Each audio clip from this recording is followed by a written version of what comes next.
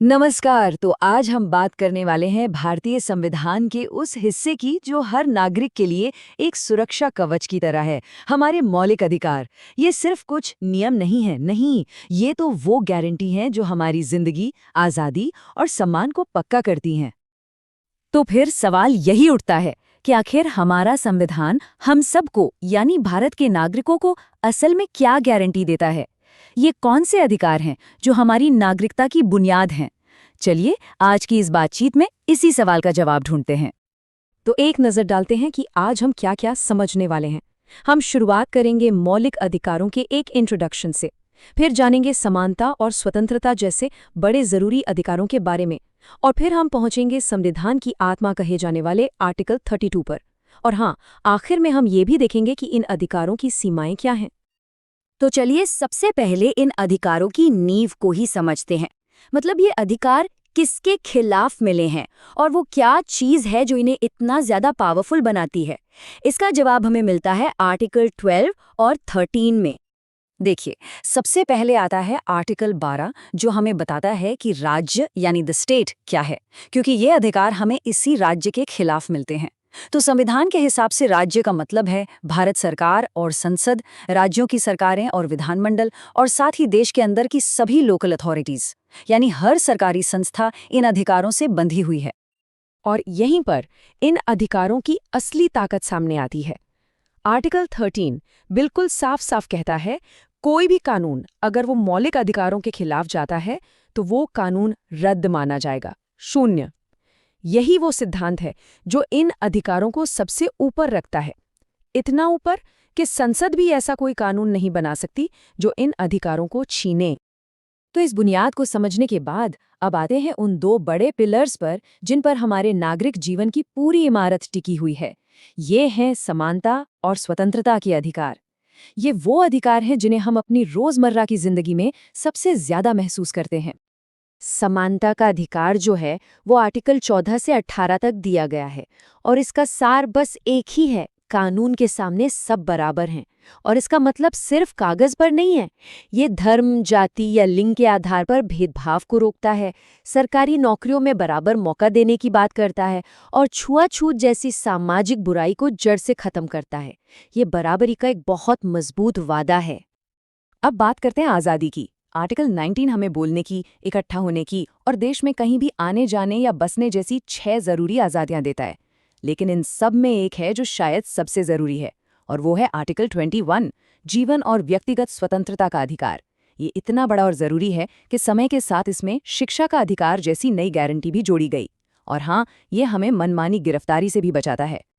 चलिए अब आगे बढ़ते हैं और देखते हैं उन अधिकारों को जो इंसानी गरिमा और निजी विश्वास की रक्षा करते हैं।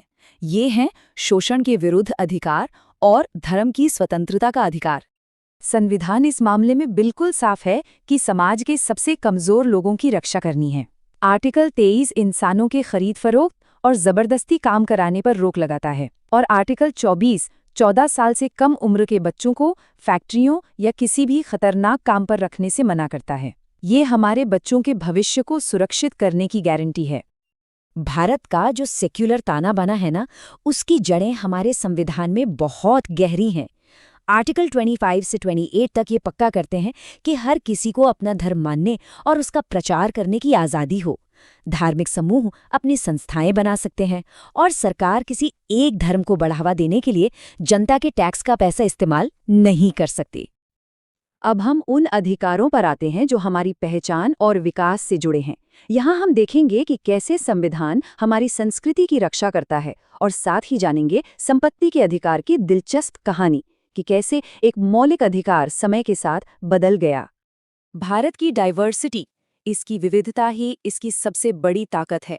आर्टिकल 29 हर नागरिक को अपनी भाषा, लिपि और संस्कृति को बचाने का अधिकार देता है, और आर्टिकल 30 देश के भाषाई और धार्मिक अल्पसंख्यकों को अपनी पसंद के शिक्षण संस्थान खोलने और उन्हें चलाने का अधिकार देता है, ताकि उनकी पहचान हमेशा सुरक्षित रहे। अब ये जो संपत्ति के अधिकार की कहानी है ना, ये बड़ी दिलचस्प है। ये दिखाती है कि हमारा संविधान कोई पत्थर की लकीर नहीं, बल्कि एक जिंदा दस्तावेज है जो अधिकार शुरू में एक मौलिक अधिकार था, उसे 1978 में 44वें संशोधन के जरिए इस लिस्ट से हटा दिया गया। आज ये आर्टिकल 300A के तहत एक मौलिक नहीं बल्कि सिर्फ एक कानूनी अधिकार है। और अब हम पहुंच चुके हैं इस पूरे डिस्कशन के सबसे जरूरी हिस्से पर, आर्टिकल 32। ये वो प्रावधान है जो बाकी सभी मौलिक अधिकारों को सिर्फ कागजी वादा नहीं रहने देता, बल्कि उन्हें असलियत बनाता है। ये हमारे अधिकारों का सबसे बड़ा रक्षक है। जरा इन शब्दों के वजन को महसूस कीजिए। खुद डॉक्टर B.R. अम्बेडकर ने इसे संविधान की आत्मा और उसका हृदय कहा था। इससे ही अंदाजा लगाया जा सकता है कि ये आर्टिकल कितना ज्यादा जरूरी है। ये सिर्फ एक कानून नहीं, ये पूरे संविधान की जान है। तो सवाल है, ये करता क्या है? इसे ऐसे समझिए, ये सभी अधिकारों की एक मास्टर की है। अगर किसी भी नागरिक के मौलिक अधिकार का उल्लंघन होता है तो आर्टिकल 32 उसे सीधे देश की सबसे बड़ी अदालत यानी सुप्रीम कोर्ट का दरवाजा खटखटाने की ताकत देता है। निचली अदालतों से होकर जाने की कोई जरूरत नहीं, सीधा सुप्रीम कोर्ट। अच्छा, तो सुप्रीम कोर्ट इन अधिकारों को बचाता कैसे है?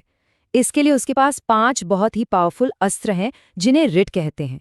जैसे हेबियस कॉर्पस रिट का मतलब है शरीर को पेश करो। अगर किसी को गैर कानूनी तरीके से पकड़ लिया गया है तो कोर्ट इस आदेश के जरिए उसे अपने सामने पेश करने को कह सकता है। ये रिट सीधे सीधे एक नागरिक की आज़ादी को पक्का करते हैं। तो चलिए अब इस सफर के आखिरी पड़ाव पर चलते हैं। ये समझना भी बहुत जरूरी है कि हमारे मौलिक अधिकार असीमित नहीं हैं। संविधान एक संतुलन बनाने के लिए कुछ सीमाएं भी तय करता है और ये भी बताता है कि इन पर कानून बनाने की शक्ति आखिर किसके पास है। तो क्या ये अधिकार अनलिमिटेड है? नहीं, संविधान एक बैलेंस बनाता है। जैसे देश की सुरक्षा के लिए संसद हमारी सेना या पुलिस बलों के अधिकारों को कुछ हद तक सीमित कर सकती है, या फिर मार्शल लॉ जैसी किसी असाधारण स्थिति में भी ये सीमित हो सकते हैं।